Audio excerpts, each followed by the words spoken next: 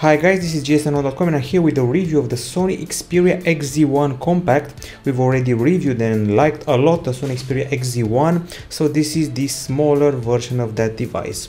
Now this device came last fall and right now it's priced at around $489 on Amazon.com. It's a high-end phone in a very compact body with a diagonal of merely 4.6 inches. Still a very powerful Snapdragon 835, one of the best Sony cameras on board, and sort of a smaller relative to the XZ1.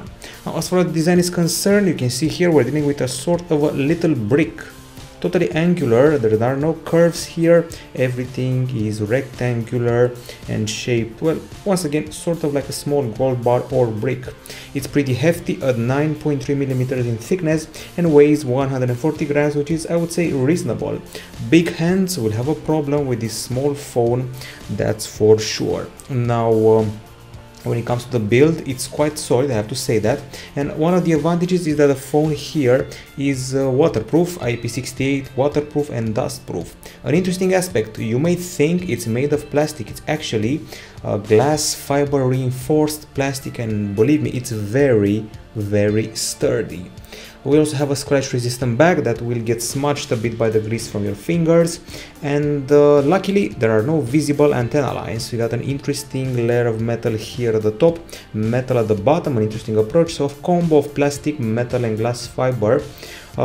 Pretty comfy buttons, especially the volume one and camera one. The power one, well, you have to press it in depth, but I would say it's reasonably comfortable for a Sony Xperia.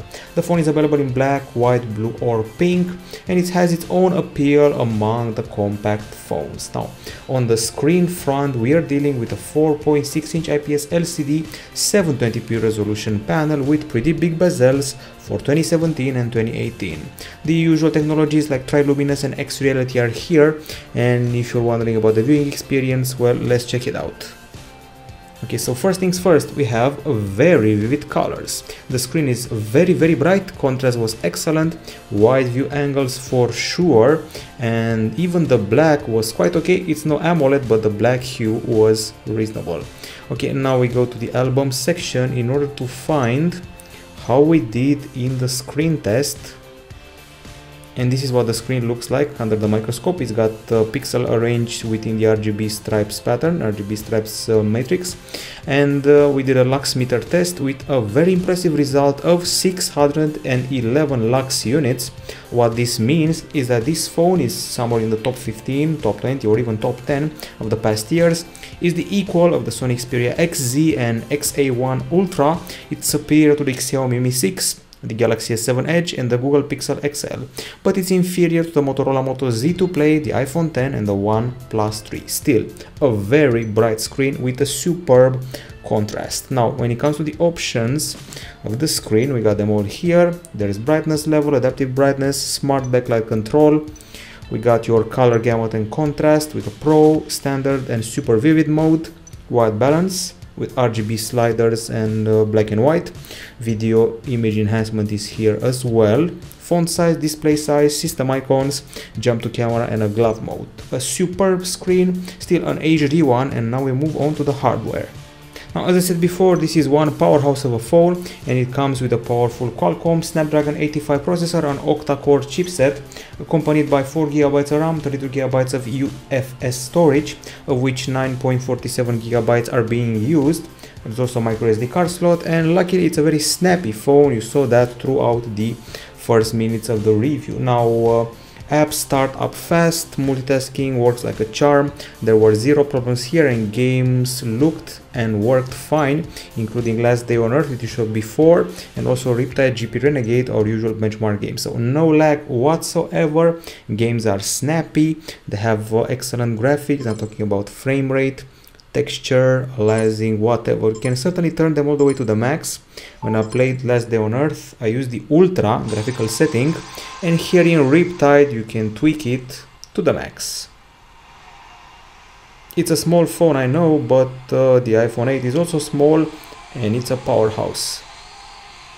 Pretty good frame rate, I would say.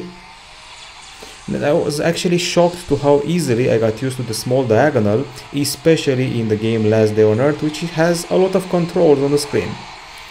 we're done with the gaming. It checks out fine. Time to see how we did in the benchmarks, and we start off with Antutu 6. In Antutu 6 we surpassed the Google Pixel 2 XL, Sony Xperia XZ1, but scored below the iPhone 7 and the Nokia 8. Now we go to the Geekbench 4 tests. These are the results. Quite an impressive multi-core subtest score. We're actually placed on the 9th spot, superior to the XZ1 even, the HTC U11 in the Pixel 2 XL. We scored below the Xiaomi Mi 6 and the Galaxy S8. We also did a graphical benchmark, which is the famous 3D Mark Slingshot 3.0, provided that I can find it. So we have 3D Mark here somewhere. We actually did a bunch of tests. In the end, you should believe me, we achieved some pretty solid results. We were able to surpass HTC U11, Galaxy S8 and Nokia 8. Overall, very solid benchmark results. We have all of them here. You can see them in the text review very soon. It's certainly a top 10 2017 phone, if not even top 5. We also did temperature tests, and let's see how those panned out. So we go here, we got them here. And one of them brought us to 40.4 degrees Celsius. It was the gaming test. So on paper should be a very small overheating. In reality it's not. You cannot feel it. And the other test brought us to 39.5 degrees Celsius, which means there's no big overheating overall. Now it's time to talk about the battery. It's a small phone, so expectations are, I would say, modest. 2700 mAh lithium-ion unit, quick charge 3.0, Qnovo adaptive charging, and a battery care feature. Now the results were impressive, I would say.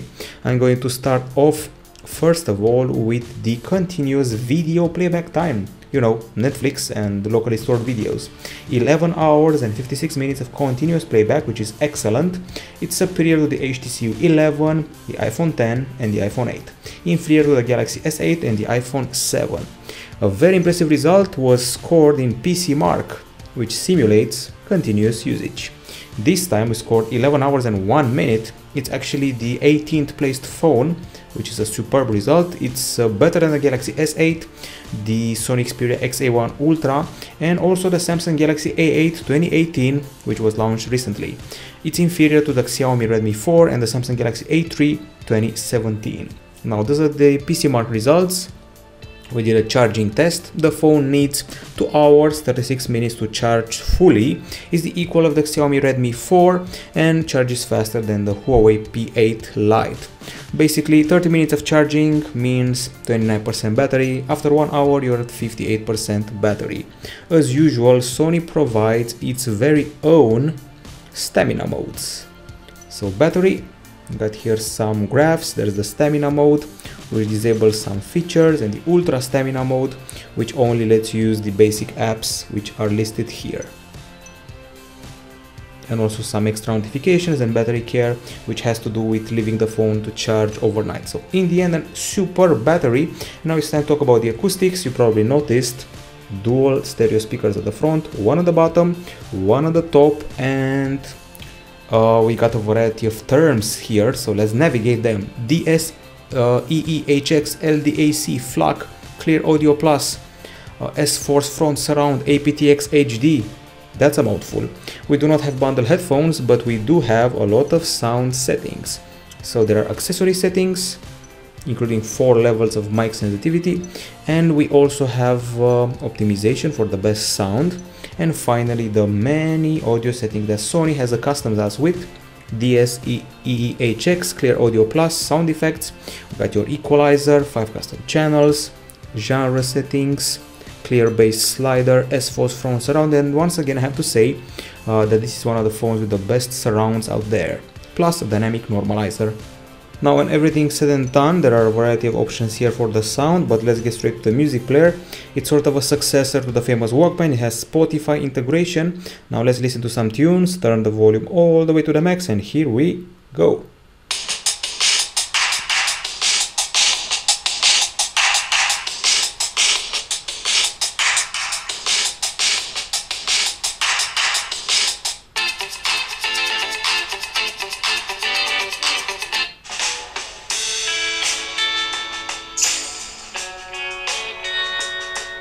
Okay, conclusions. One of the loudest phones over the past weeks. The back vibrates a lot. I have to say it's sort of a record breaker. I've never seen such a phone vibrate that bad with the back panel. Anyways, very loud, very clear, excellent bass, great stereos and stereophony. You will not cover the speakers with ease. They're left alone when you're holding the phone like this. And we also did a bunch of decibel meter tests. So let's see how those panned out. We got them here. I'm going to start off with a test showing 89.1 decibels. This one applies to the bottom of the phone, this speaker here, and then there's the one with 80.4 decibels, which applies to the one at the top. So these are the results achieved with our usual test sample. The big one is the one that matters, 89.1. It goes past the Xiaomi Mi 6 but below the Motorola Moto G5. And at the same time, that one I mentioned before. So let's go again. Here we go. So 80.4 decibels. This one beats the Xiaomi Mi 6 and scores below the Moto G5, while 89.1 goes past the LG G4 and G5 but scores below the Xperia L1, which may be an entry level, but it's a very loud phone. Now the more impressive test is this one here. As you can see, it's the game Riptide, and we scored 94.1 decibels, which is superior even to the Sony Xperia XZ1 and the Huawei P10 Plus. Still, there are louder phones like the Sony Xperia XA1 and the Huawei P9 Lite 2017. It's a very solid phone, no objections for the actual acoustics, but the back vibration is quite strong. Now here we are with the camera. On paper you would easily say it's basically the same camera as the Xperia XZ1. I'm tempted to say that, but let's see what the paper says. So 19 megapixels, motion eye, Sony Exmor RS sensor, f2.0 aperture, G lens, 25mm lens, 960 frames per second slow motion, steady shot on 5 axis, and also a special 3D feature. You have here the flash and the special capture mechanisms, the detection and the focus and so forth. This is the back camera, 19 megapixel. So the front camera, which is quite big, has an 8 megapixel resolution and its very own wide angle lens and steady shot stabilization. Let's do some cleaning, and firing the camera up is very fast and very easy. We have very fast picture capture, incredibly fluid zoom, actually I would say too fluid. The focus, I was actually shocked by how good it is. It's almost to the level of maybe a Samsung Galaxy S7 or S8. The options are pretty straightforward. If you've seen the Xperia before, you got your manual modes with its settings here. We got ISO, shutter, metering, focus and so forth, plus white balance. We got superior auto. There's resolution, color and brightness to tweak. You got your video, and you can go as high as 4K. There's also Full HD 60 frames per second, super slow motion here, and a few augmented reality features. That's the interface in a nutshell. Nothing new, nothing special, but the special stuff is hidden in the gallery. And yes, we have a bunch of pictures, a lot of them actually. So here we go. Those are the shots taken during the day. I've even went as far as to use the phone as a DSLR replacement for several unboxings. Now this is the phone that competes in a very small segment, handsets with diagonals smaller than 5 inches. So basically can only fight the iPhone 8 when it comes to the camera. Perfect colors, as you can see, excellent color calibration within the sRGB standard, very good clarity. Details are superior to the iPhone 8 on account of the more megapixels. You can zoom in all you want on landscape shots, on close-ups. You'll certainly notice that the level of details will not, I repeat, will not decrease as it happens even with some flagships. Okay, so I took some selfies. I was actually not impressed by the wide angle camera. Frankly speaking, I prefer the regular option. Luckily you can select between the two, so regular shot or wide angle shot. At first the selfies were not very impressive, but in the end, when I messed around with some options, got rid of the beautification, I was happy with the texture of the skin, of the hair, of the clothes, and the background was not half bad. So the camera also handles perspective quite well. I'm talking about focus and refocus and all that. Of course, we do not have bokeh or refocus, but you can play with the focus with ease. So this is an example of zooming in. So regular shot, zoomed in shot on a duck, keeping details like a boss. So this small phone really knows what it's doing. Okay, so I promised you some tests of focus and changes of perspective We have them here, superb close-ups, alternation of focus, zero problems. So when it comes to focusing and close-ups, this is a champ. It's easily the equal of the Galaxy Note 8, Galaxy S8, Xperia XZ1, iPhone 10, whatever you want, in close-up mode and in clarity, it's basically the same. One of the toughest scenarios that a phone can face is having the sun in front, coming out of the clouds, and this one actually handled it well, with or without HDR. We have a huge gallery of shots, as you can tell we're pretty impressed. The differences between the Xperia XZ1 and this one are very small, which is a pretty big compliment for such a small phone, and in the end I would say it fights any other phone in colors, close-ups, clarity, and in details it's actually a bit better compared to the iPhone 8 and even the Galaxy S8. Okay, so that's daytime capture, very impressed, and once again we did some more selfies and we're happy with those again. Now it's time to see how we did during the nighttime, the low light captures.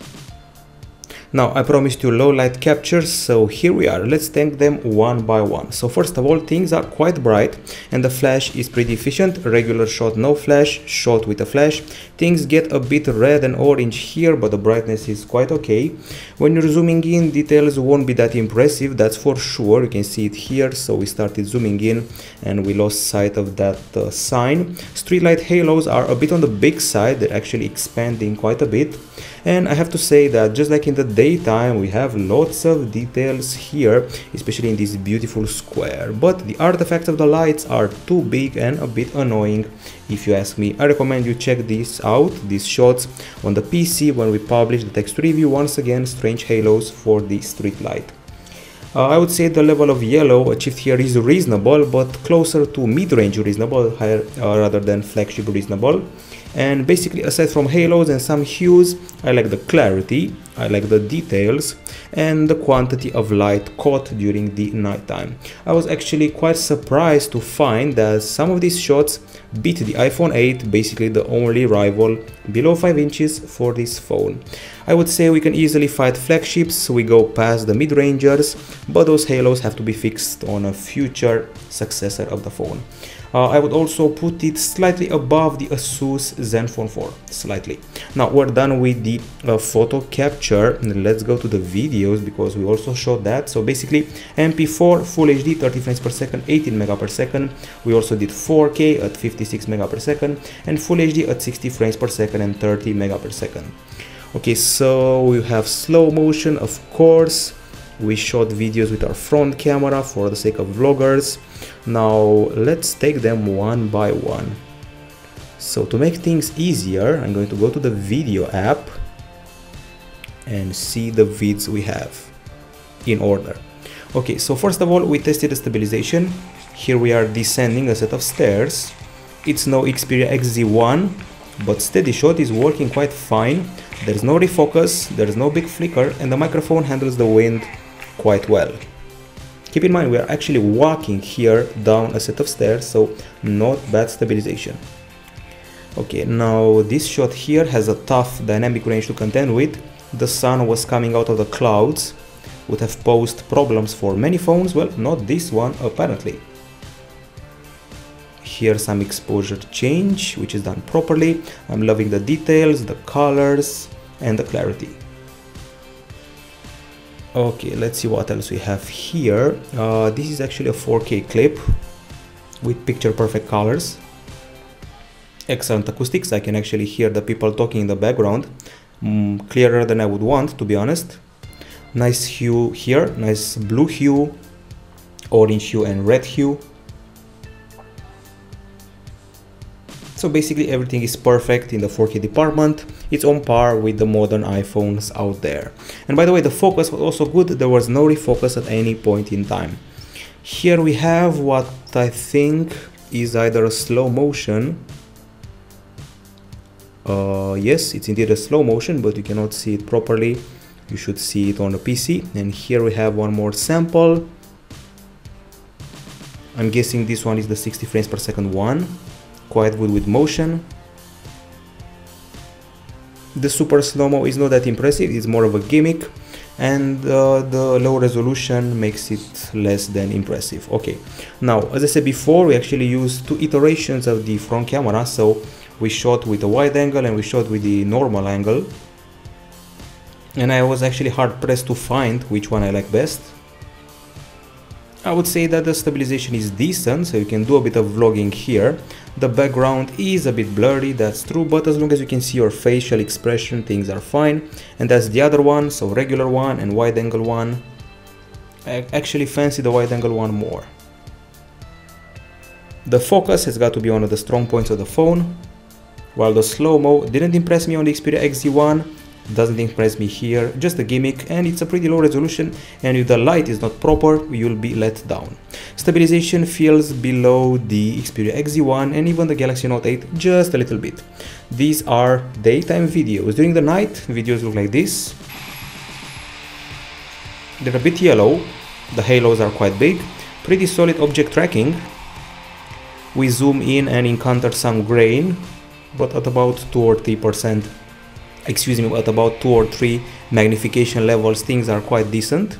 And let's try this one as well. We're moving a bit, not bad stabilization, but if you look closely and if you look at this on the PC, the flicker is very strong. The image feels like it vibrates, which is something that Sonys don't usually do, so it's no match for the Xperia XZ1, which was a champion in this field. Things are also a bit dark. It's certainly no f1.7 phone, that's for sure. We lose some details, but in the end still feels better than what the disappointing ASUS Zenfone 4 offered. So in a nutshell, I would say that overall the low light video capture has got to be one of the weak points of the phone. It looks okay, but just okay.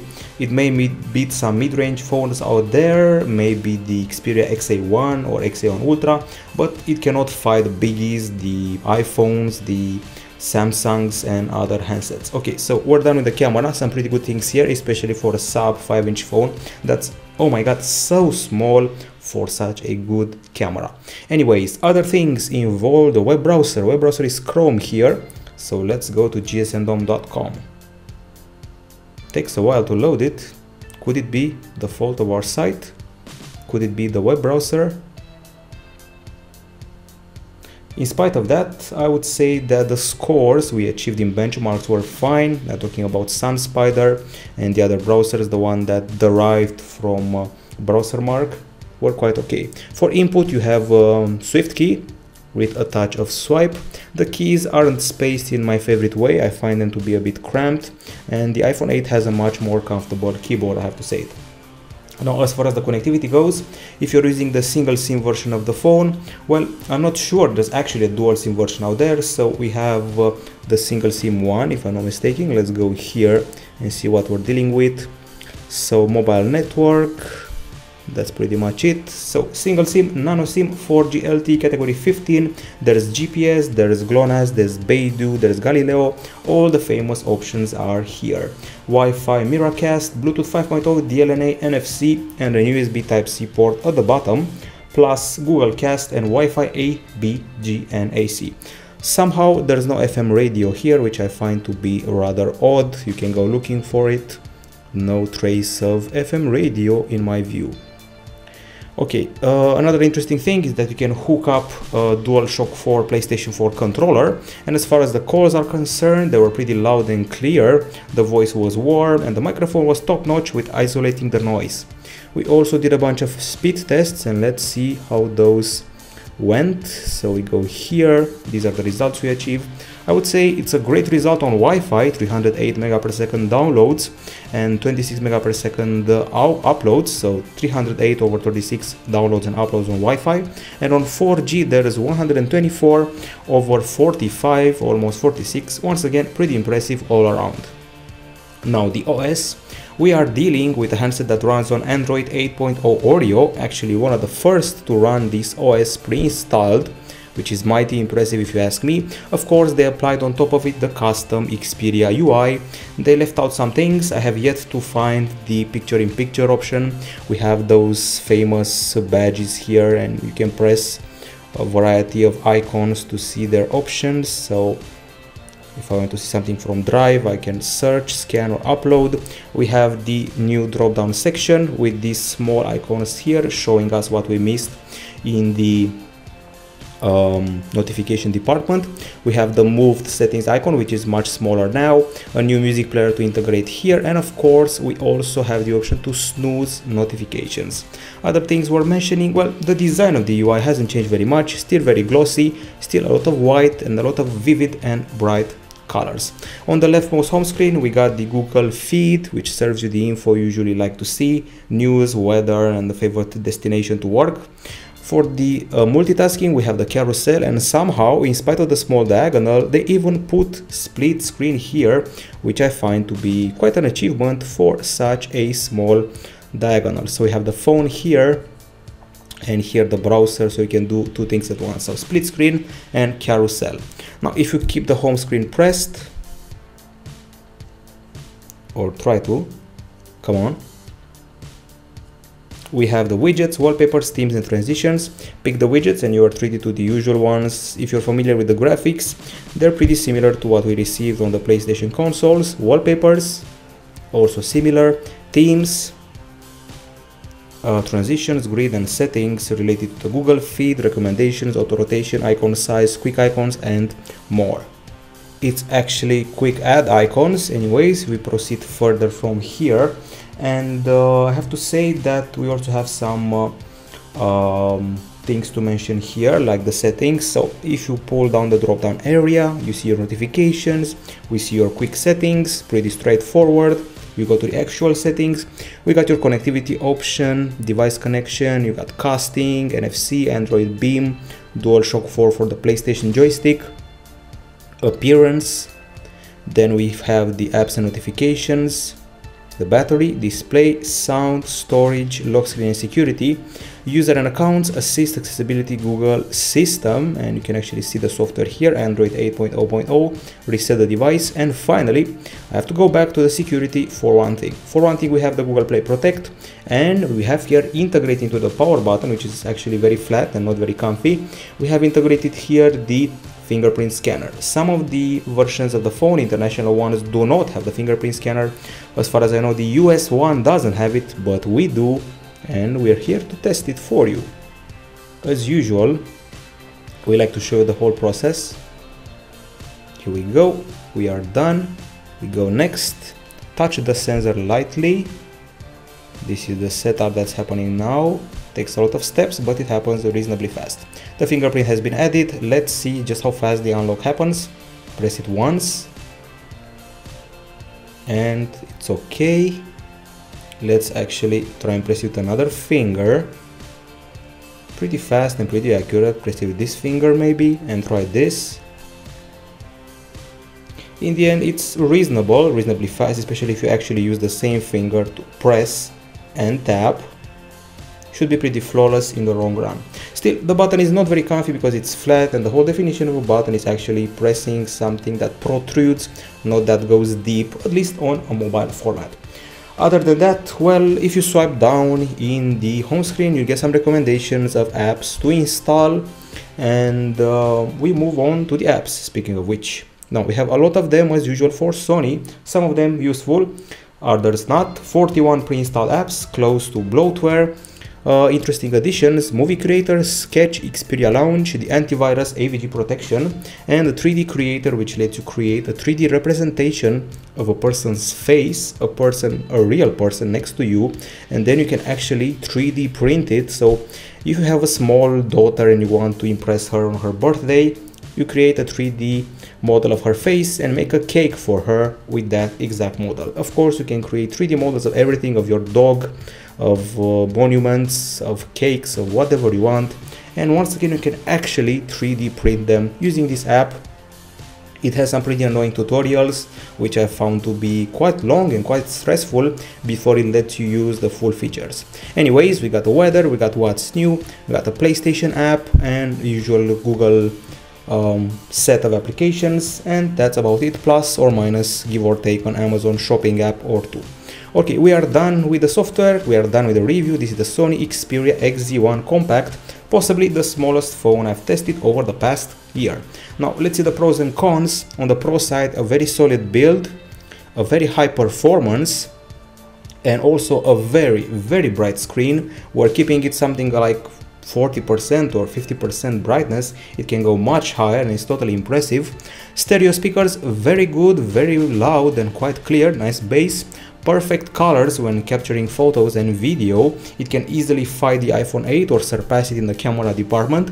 Great low light behavior, solid videos all around, fast Wi-Fi, and it debuted with Android Oreo, which is always a plus. Now, if you're wondering about the cons after the pros, the phone feels a bit too small nowadays when everybody goes crazy for phablets. Also, it has big bezels, it's quite thick, the keyboard is not comfy, and the back will vibrate a bit when listening to music. The stabilization of the videos feels below other recent Sony Xperias. The 3D and super slow motion are some gimmicks. I'm talking about the 3D creator, the one with the 3D printer and all. They're just gimmicks, you can live easily without them. And the power button, not very comfy, but it may grow on you. So as you can see, none of the cons are deal breakers. There's a very easy battle for this phone. There's no other phone with a sub 5-inch diagonal there aside from the iPhone 8. So you can choose the iPhone 8, or you can choose the Xperia XZ1 Compact, or you can choose the iPhone 7, which still takes the test of time quite well. Now I have to say that some people do want small phones, but they do want flagship performance. If they want Android, this is basically the only phone they can buy. Superb screen, excellent camera, fantastic battery, so what more could you want? Its flaws are minor, and compared to other phones out there, there is no rival. I would even go as far as to say that it clearly beats the iPhone 8. Not in looks, but in utility, even performance, battery, display, and some areas of the camera. It's actually not far from the Xperia XZ1, which is the biggest compliment a sub 5-inch phone at $400 can receive. This is from gsnhome.com. This has been the review of the Sony Xperia XZ1 Compact.